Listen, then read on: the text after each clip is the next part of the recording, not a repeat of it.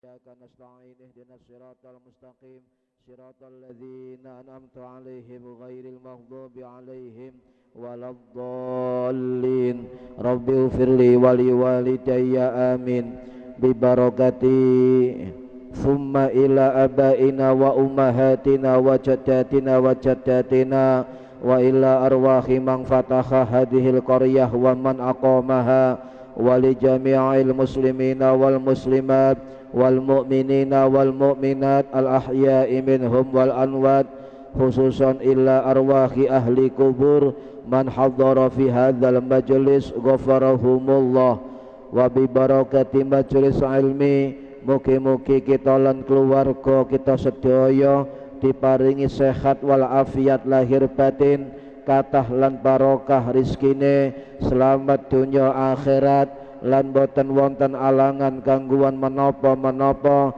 biidnillahi waridallah lahumul fatihah. A'udzu billahi minasyaitonir rajim. Bismillahirrahmanirrahim. Alhamdulillahi rabbil alamin arrahmanir rahim maliki yaumiddin iyyaka na'budu wa iyyaka nasta'in ihdinas siratal mustaqim siratal ladzina an'amta 'alaihim ghairil maghdubi 'alaihim waladdallin rabbighfirli wa liwalidayya amin. A'udzu billahi minasyaitonir rajim. Bismillahirrahmanirrahim. Alhamdulillahi rabbil alamin.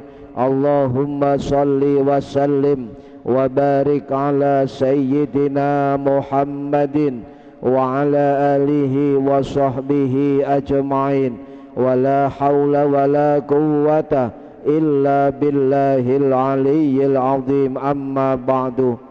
Ingkang kawula hormati para bapak, para ibu, jamaah pengajar rutin kitab Sulamut Taufik, khususipun ingkang hadir fi hadal majelis dan umumnya yang mendengarkan atau mengikuti via online, mudah-mudahan mendapatkan barokah, manfaat, maslahah wa ni'matah wa salamah wa sa'adah wa syafa'ah fid dini wad dunya wal akhirah. Amin ya rabbal alamin.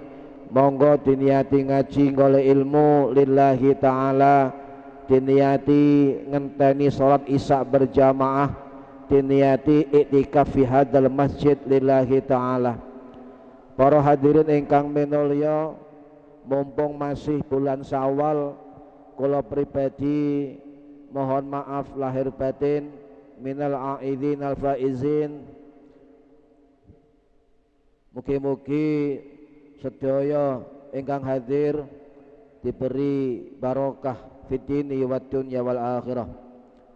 Halaman 50, halaman 51 52. Bismillahirrahmanirrahim.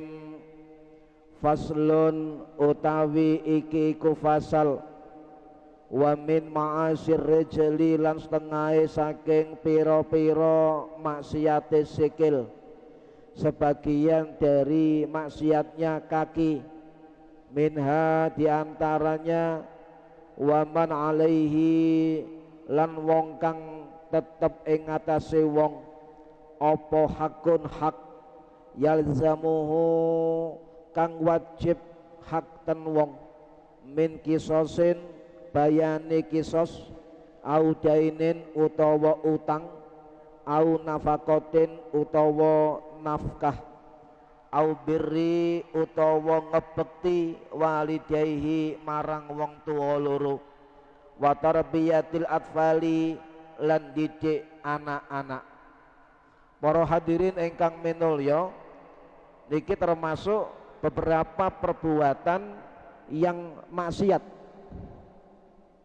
berdosa, dan juga sebagian ulama menghukumi haram. Napa niku? Sebagian maksiat adalah waman alaihi haqqun yalzamahu, yaitu orang yang meninggalkan atau lari dari kewajiban dan hak orang lain. termasuk kisos, termasuk lari dari hutang, termasuk tidak menafkahi keluarganya, termasuk tidak berbakti kepada orang tua, juga termasuk tidak mendidik anak-anaknya. Ini perbuatan maksiat, ya, perbuatan maksiat. Min kisosin, dari kisos niki mboten kula jelasaken sudah sebelumnya. Kemudian audainin, orang yang meninggalkan atau lari dari kewajiban hutangnya, niki termasuk perbuatan maksiat, berdosa besar, hukumnya haram. Nggih. Niki peringatan besar bagi kita semua yang punya hutang untuk segera dilunasi. Jikalau tidak mampu dilunasi, maka musyawarah dengan kedua belah pihak untuk menemukan solusi bersama agar diperoleh nopo sama-sama bisa untuk tidak mengalami kerugian. Okay. Sebab wong lek duwe utang niku mboten nyaur padahal mampu, dalam fikih niku dikelompokkan al-hurubu minad danain, al-hurubu minad dainin, orang-orang yang lari. Al-hurub niku al-harbu, orang yang sengaja lari, niku bedanya. Jadi ini berlaku bagi orang yang sengaja lari atau tidak membayar hutangnya padahal mampu untuk dibayar. Niki termasuk perbuatan maksiat, berdosa besar, dan hukumnya haram. Hukumnya haram. Nah, dos pundi wong di utang, nyun sewu para hadirin, utang piutang niku dalam fikih termasuk bab muamalah, termasuk hubungan kemanusiaan. Ini hukumnya mubah, boleh dilakukan karena termasuk akad ta'awun, akad tolong menolong. Bagi yang dimintai hutang atau menghutangi, niki hukumnya sunnah. Bagi yang berhutang, hukumnya wajib mengembalikan, wajib mengembalikan dengan syarat tertentu, waktu yang tertentu, dengan jumlah yang tertentu, dan sebagainya. Ya. Bahkan ketika hutang piutang niki Pak, niku jelas boten hanya diatur dalam fikih mawon. Gusti Allah Subhanahu wa taala niku jelas dawuh tentang tegas terhadap persoalan utang piutang. Jadi bagi yang menunda, jangan sampai menunda kecuali ada musyawarah lebih lanjut, ono omongan. Cara Jawa niku wong gak nyaur-nyaur tapi lek ketemu sepurane dari sok nyaur soalnya ngeten lan jenengan ikhlas ridho. Nah niku mboten napa-napa, ana omongan nggih, ada musyawarah. Nih niku jadi kalau baleni cek mboten keliru, sing dimaksud maksiat berdosa besar hukumnya haram adalah al-hurub minad dainin, orang-orang yang lari dengan sengaja tidak membayar hutang padahal mampu untuk melunasinya dan menunda-nunda dengan banyak alasan. Itu al-hurubu minad dainin. Ya. Para hadirin rahimakumullah, utang piutang niki hati-hati Pak. Utang monggo, kalau nggih kadang sering utang ten tiyang, nggih. Tapi nggih hati-hati karena harus jelas perjanjiannya, kapan dikembalikan, utangnya berapa, sepakatannya berapa. Jika ada kemunduran berapa hari, berapa bulan dan sebagainya. Niki sebab utang piutang niki nggih niku kedah ditulis. Siapapun yang dalam proses hutang piutang kedah ditulis. Niki perintah Gusti Allah. Dan surat Al-Baqarah 282 Gusti Allah dawuh, ya ayyuhalladzina amanu idza tadayantum bidainin ila ajalin musamma faktubuhu. Hei wong sing padha iman, ketika kalian berhutang atau menunda sesuatu pembayaran untuk waktu yang ditentukan ila ajalin musamma, Allah memerintahkan faktubuhu, maka catatlah hutang itu. Dicatat, sing ngutangi ya nyatet, sing diutangi ya nyatet. Niki perintah Gusti Allah. Nggih. Kemudian Gusti Allah menambahkan ngeten, wal yaktub bainakum katibun bil adli. Ketika kita mencatat di antara kalian, carilah penulis atau katib bil adli, yang adil, yang dapat dipercaya, ditulis. Makanya lek cara aturan negara ono napa niku matre, nggih. Niku termasuk implementasi fikih, Pak. Jangan kemudian panjenengan mengatakan materai itu bid'ah, materai itu tauhid. Ayo dibuka ayat 282 Al-Baqarah. Faktubuhu, ya waktub bainakum, tulislah di antara kamu, wala ya'ba katibun ayyaktub kama alahumullahu fal yaktub. Gusti Allah baleni dua kali, Pak, perintah fal yaktub dalam satu ayat. Ya, wala ya'ba katibun ayyaktuba kama allamahullahu fal yaktub. Nggih, fal yaktub. Dan janganlah penulis hutang enggan ya menuliskan, harus ditulis. Ini syarat dari hutang piutang. Ya, Allah dawuh yang kedua kali fal yaktub fil amar, perintah, maka tulislah hutang piutang bainakum di antara kamu. Niki perintah Gusti Allah. Sampai-sampai ayat niki fal yaktub niku dibaleni dua kali, diulangi dua kali, saking pentingnya untuk nulis hutang piutang, saking pentingnya. Niki Gusti Allah, nggih. Lah, bagaimana dimaksud fal yaktub, tulislah? Niki kedah balik na ulama ahli tafsir. Sing dimaksud fal yaktub niku napa? Apakah sekedar ditulis? Ya. Apakah pakai tanda tangan? Apakah pakai matre? Apakah ada saksi dan sebagainya? Balik na ulama ahli tafsir, balik na ulama ahli fikih. Salah satunya tentang kitab tafsir Al-Misbah, karangannya Profesor Dr. Kiai Haji Quraisy Shihab.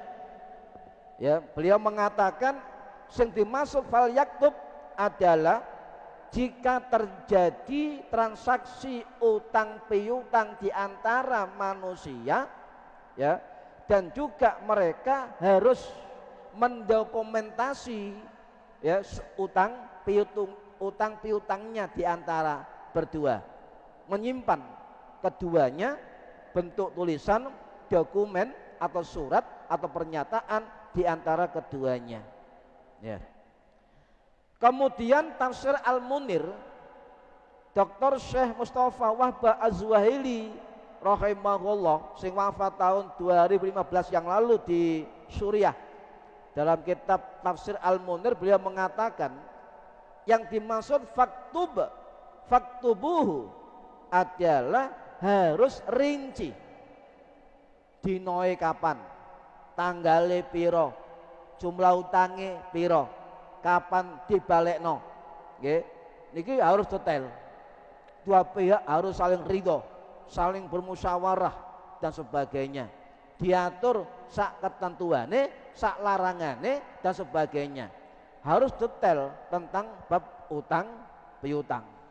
Niki para hadirin, nyuwun sewu Pak, masih panjenengan kali kula sak alim-alime wong, sak pinter-pintere wong, sak akeh-akeh amale wong, sak apal-apal Quran, niku lek gadah utang niku sudah terputus saka rahmate Gusti Allah.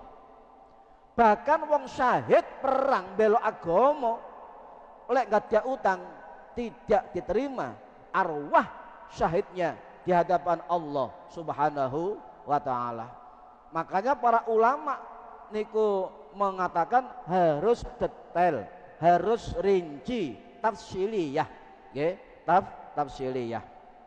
Niki wonten, jadi wong lek duwe utang al-hurub al-harbu sengaja enggak ngembalikan padahal mampu mengembalikan, maka hadis sahih mengatakan sulit dia akan menemukan pintu surga masuk melalui mana, sulit menemukan pintu swarga.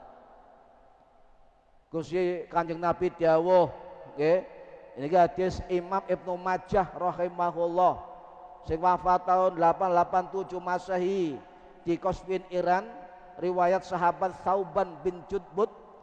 Beliau mengatakan man faraqar ruh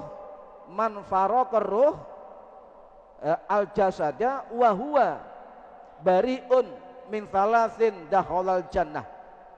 Ya, barang siapa yang saat rohnya ini terpisah dari jasadnya, yaitu kematian, wa huwa bariun min thalathin dakhalal jannah, maka akan terbebas dari 3 hal masuk surga. Lek kita terbebas 3 hal bisa masuk surga, dakhalal jannah. Tapi Nabi dawuh kecuali minal kibri wong sing sombong, wal gululi wong sing nyolong gulul niku berlebihan, bukan haknya diambil, dan sebagainya. Yang terakhir wadain, utang piutang. Niki akan sulit ya masuk surga. Makanya para ulama sangat berpesan hati-hati untuk urusan utang piutang. Niki para hadirin rahimakumullah, jangan sampai masih utang titik kudu dibalekno, nggih. Lek wonge lali ya elingno, Pak. Ndak bisa kemudian sampeyan ketika ada orang utang ke sampeyan ya moro-moro harus diingatkan, Pak, jenengan diutang aku sakmene. Sebab manusia niku tempat lupa. Nggih, dielingno. Ya. Pun nomor kali mengapa dianggap maksiat dan berdosa? Sebab dampaknya setelah kematian arwahnya akan terkatung-katung, tidak diterima langit, tidak diterima bumi sampai hutangnya lunas atau dilunasi oleh ahli warisnya. Niki hadis sahih nggih, hadis Muslim, hadis Ibnu Majah, hadis Imam Tirmidzi, hadis Imam Ahmad.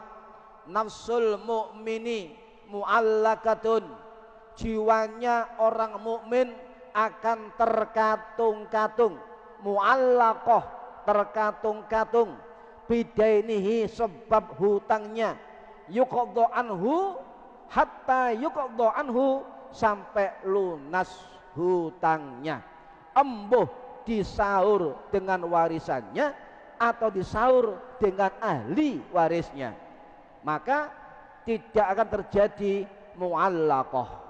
Nggih, niki hadis sahih, hadis sahih.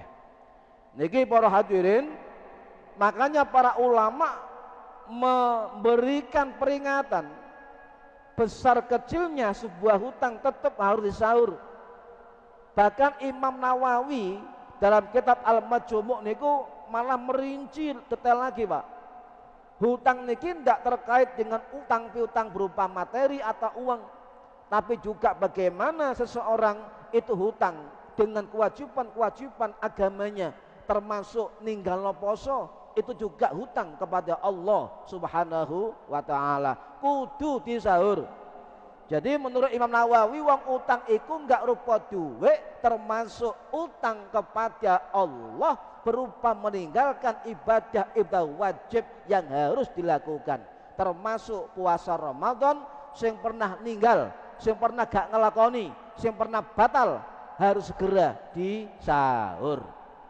Nggih, paham nggih? Hati-hati niki. Nah, kemudian nopo makna mu'allaqah? Nafsul mu'mini mu'allaqatun, jiwanya orang mukmin akan terkatung-katung bidainihi, sebab utangnya.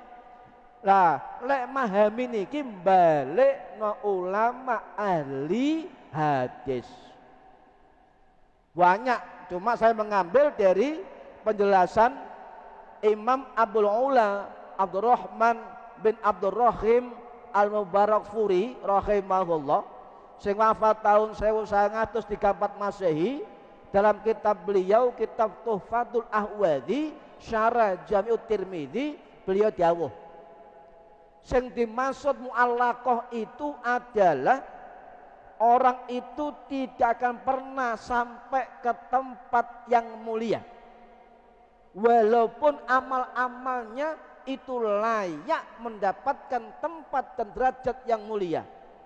Karena punya hutang mu'allaqatun, maka terkatung-katung menempati atau sulit menempati tempat-tempat yang mulia, derajat-derajat yang mulia. Ya, niki menurut Imam Al-Mubarakfuri yang mengutip dari pendapat Imam As-Suyuti rahimahullah, sing wafat tahun 1505 Masehi di Kairo, Mesir. Niki Pak. Ya. Kedua, menurut Imam Al-Hafidh Al-Iraqi As-Syafi'i rahimahullah, sing wafat tahun 1404 Masehi di Mesir, niku dawuh sing dimaksud nafsul mu'mini mu'allaqatun bidainihi adalah orang yang berhutang itu meninggal, maka orang tersebut akan terhenti. Napa maksud terhenti? Gak diapa-apakno mbek Gusti Allah, mbok iku dadi wong selamat, mbok dadi wong binasa, dijarno, dibiarkan oleh Allah mu'allaqah. Eman Pak, nggih. Amal sakmono akene, sedekah sakmono akene, berjuang sakmono adohe, itu terhenti urusannya, tidak mencari makom yang layak untuk dirinya sebab terkena hutangnya. Mu'allaqatun bidainihi. Niki, wah, niki sangar. Bahkan menurut ulama yang lain, orang yang mati syahid pun Pak, mati syahid itu semua dosanya diampuni Gusti Allah. Nggih, yufaru lisyahidi, bakal disepuro bagi orang syahid kullu dzambin, semua dosanya, illat dain, kejaba duwe utang sing gak disahur, dosane disepuro kabeh Gusti Allah. Mu'allaqah, terkatung-katung, ya, tidak tidak jelas mbok iku binasa mbok selamat, ya, di hadapan Allah. Wong syahid Pak jelas pahalane yoga iso menggapai derajat kullu dzambin yughfaru kullu dzambin sebab hutangnya.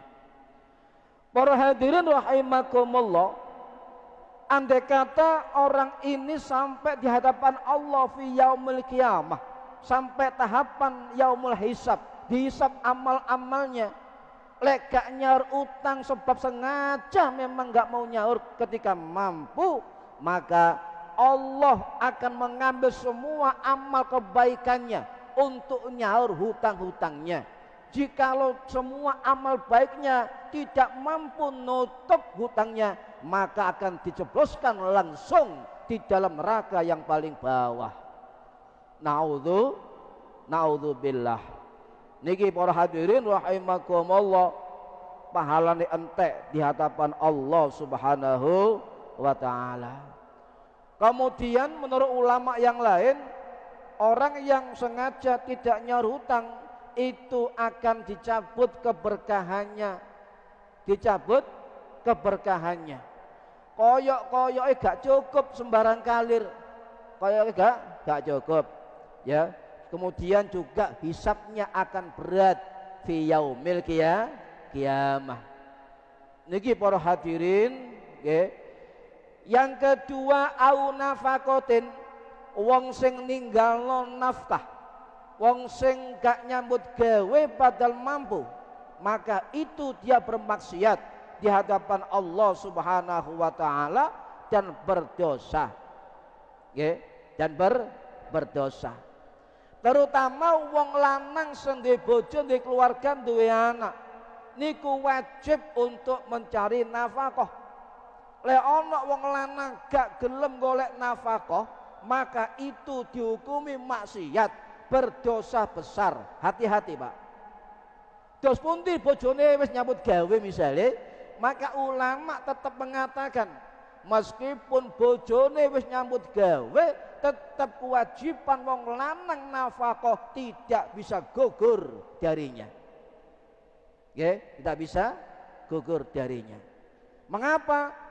Allah dawuh, wa 'alal mauludi lahu rizquhunna wa kiswatuhunna bil ma'ruf la tukallifu nafsun illa wus'aha. Dan kewajiban seorang ayah, seorang suami memberi makan dan pakaian kepada ibu atau istri ya, dengan cara bil ma'ruf, dengan yang baik.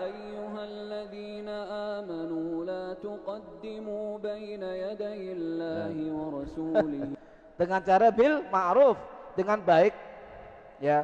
Jadi memberi nafkah niku Pak, wong lanang niku ukurane siji, ngei klambi bojone, nomor loro ngei panganan bojone. Bahkan Kanjeng Nabi itu punya ukuran, seorang laki-laki suami yang dianggap mencukupi makan istrinya itu ukurannya didulang oleh suaminya. Loh, Kanjeng Nabi Pak, sampean duwe duit dibelanjakno didulang mek bojone nang bojo wedoke, niku termasuk akhlak Kanjeng Nabi. Nggih, akhlak Kanjeng Nabi. Jadi ngei klambi, ngei panganan, dua ini ukurannya nafkah. Ya. Bagaimana dengan rumah? Apakah kewajiban suami? Dilihat dulu kasus fikihnya. Cuma Quran dawuh, Gusti Allah dawuh, la tukallifu nafsun illa wus'aha.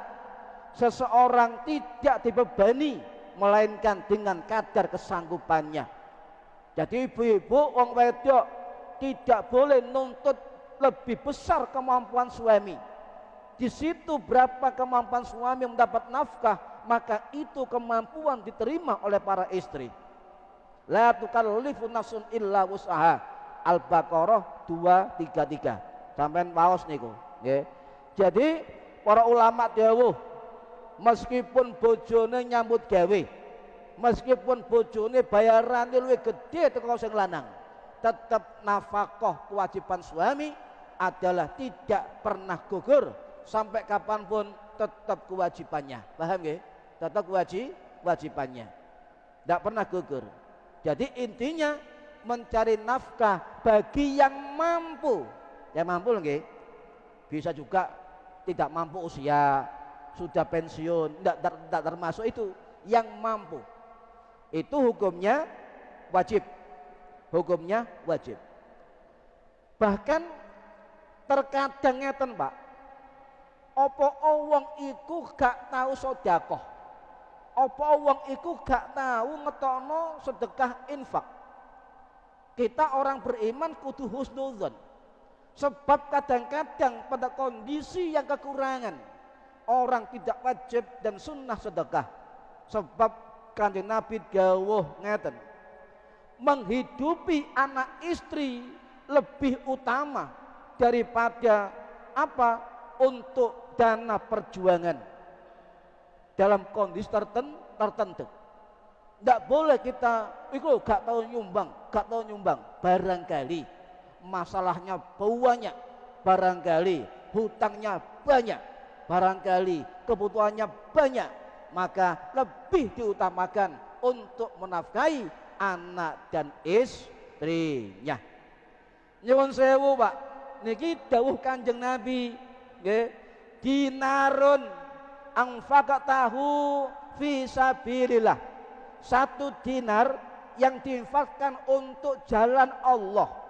Wa dinarun anfaqatahu ila ahlika, dan satu dinar yang diinfakkan untuk keluarganya, a'dhamuha, lebih besar memberikan sedekah satu dinar pada keluarganya, ajral, pahala, alladzi anfaqatahu ala ahlika, memberikan satu dinar kepada keluargamu. Niki bagi orang yang kekurangan, nggih. Oh, berarti kasih ibadah. Niki pun ibadah. Wong nerimo niku mas ibadah. Nyun sewu Bu, ibadah niku mboten salat kenceng, Quran buwanter, mboten. Kula panjenengan sabar nerimo nafkahi bojo, niku termasuk ibadah sing diutamakan kali Kanjeng Nabi Muhammad sallallahu alaihi wasallam. Nggih. Jadi bojone bayarane 50 diterima, swidak diterima, 100 diterima. La tukallafu nafsun illa wus'aha. Lho lek sampean gak nerima nafkahi wong lanang, liyungfik dzu sa'atin min sa'atih.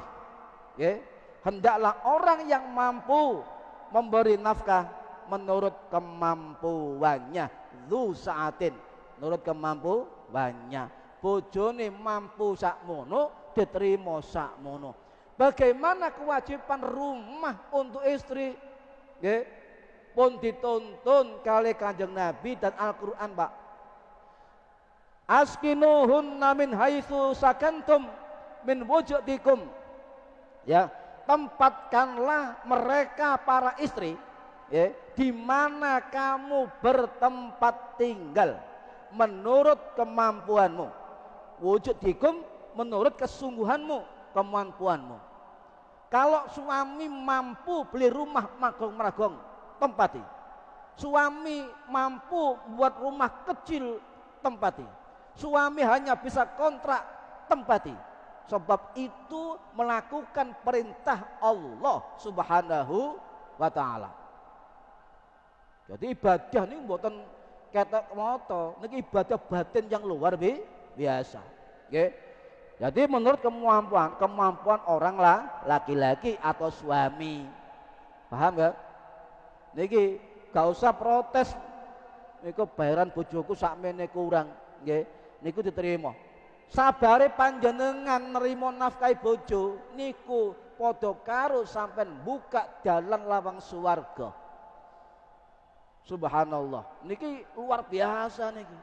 Luar biasa. Nah, kecuali ngeten Bu, lek bojone gak mampu atau standar nafkahnya, ya terima.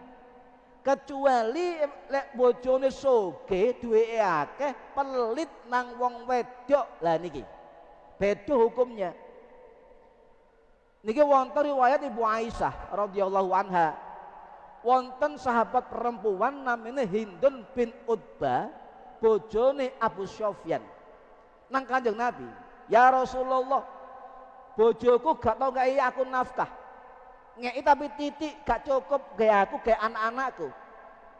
Apa kata Kanjeng Nabi? Khudi ma ya'fiki, ambillah harta suamimu menurut kecukupanmu, wa waladiki, dan untuk anak-anakmu, bil ma'ruf, dengan yang baik. Boleh. Oke. Tapi ada syaratnya, bojone pelit. Petinju bojone kasih mekar ya, petinju ngegem terus nih. Boleh. Khudi yakfiki, ambillah menurut kecukupanmu. Niki napa? Hadis sahih Bukhari Muslim. 1 dinar, 1 rupiah yang dihasilkan kerja mencari nafkah seorang suami, diberikan kepada istrinya, anak-anaknya dan sebagainya, maka Kanjeng Nabi menilai hasil nafkah dia sebagai sedekah di jalan Allah Subhanahu wa ta'ala. Bu, 1 nafkah suami yang halal dan sampeyan makan dari hasil suami yang halal, maka Kanjeng Nabi dawuh, Bukhari Muslim sahih, ganjarannya setiap nasi yang masuk ke mulut istri dan anak-anaknya, maka itu adalah sedekah bagi suami atau yang mencari nafkah. Subhanallah, sampean hitung kapan kerja bayaran piro ae, wis suwe sakmene dawae, pahala terus mengalir kangge jenengan. Oh, iki Bu gawe blonjo, nggih, gawe anak-anak, dimasakno, dipangan teko hasil keringet panjenengan, maka 1 butir yang masuk ke mulut istri anak-anaknya, Kanjeng Nabi dawuh itu bernilai sedekah 1 butir. Dane sak piring sego niku pirang butir niku. Nah, inilah harus kita buka wawasan kita. Ibadah tidak hanya simbol-simbol gerakan, tapi ibadah dengan sabar, nerima nafkah bojone dan sebagainya, termasuk juga ibadah yang besar di hadapan Allah Subhanahu wa ta'ala. Telas dah. Oh nggih. Nggih. Kalau baleni nggih, niku pahala. Pahala niku, Pak. Tapi guru kula dawuh ngeten, sinten mawon sing nyambut gawe golek nafkah anak bojone kudu diniati ya lillahi ta'ala. Budal kerja, lek saged jenengan wudu, Pak. Lek saged jenengan wudu. Lek saged sadurunge jam kerja budal jenengan wudu, jenengan salat duha. Minimal 4 rakaat. Mari duha lek sempat maca surat ad-duha pisan mawon, wis langsung donga ya budal ya, terus tiap hari dilakukan ya, tiap hari dilakoni. Niki amal-amalan ulama yang dahulu ya. Imam Hambali dodol pasar budal, wudu, salat duha, maca surat Quran budal. Nggih. Khalid Al-Husain, ulama tabi'in sami dodolan onderdele napa niku binatang kuda niku nggih ngoten. Wudu, salat duha, niat budal. Niki orang-orang yang dahulu. Pun. Nggih. Jadi sampai ngei nafkah nok bojone niku apa? A'dhamuha ajran alladzi anfaqtuhu ala ahlikah, niku sedekah kangge panjenengan. Nomor 3, au birri walidayhi, orang yang tidak berbakti dumateng wong tua lorone, niki termasuk perbuatan maksiat, berdosa besar. Nggih, hukumnya haram. Hukumnya haram. Hukumnya wajib, Pak. Untuk berbakti marang wong tua niku hukume wajib. Niki perintah Gusti Allah, juga perintah Kanjeng Nabi niku wajib berbakti dumateng orang tua. Coba sampai pelajari tentang ilmu-ilmu tauhid. Sakmarine amalan iman dumateng Gusti Allah, nomor loro niku pasti birrul walidain. Mari nyembah Gusti Allah, ngelakoni kewajiban nang Gusti Allah, tidak mensyirikkan Allah, nisore adalah amaliyah birrul walidain. Coba sampean tingali ayat-ayat Quran gandengane iman birrul walidain, iman birrul walidain gandengan. Sami kali salat zakat, salat zakat, salat zakat gandengane niku. Nggih. Pun. Wa'budullaha wa la tusyriku. Sembahlah Allah, jangan mensekutukannya. Ya, wabil walidaini ihsana, dan berbaktilah kepada kedua orang tua. Niki nggih. Wah, niki pun isya. Nggih, mugi-mugi ngapunten kang kathah, mugi-mugi manfaat fid dini wad dunya wal akhirah. Al-Fatihah. A'udzu billahi minasyaitonir rajim. Bismillahirrahmanirrahim. Alhamdulillahirabbil alamin. Maliki yaumiddin. Iyyaka na'budu wa iyyaka nasta'in. Shiratal mustaqim. Shiratal ladzina an'amta 'alaihim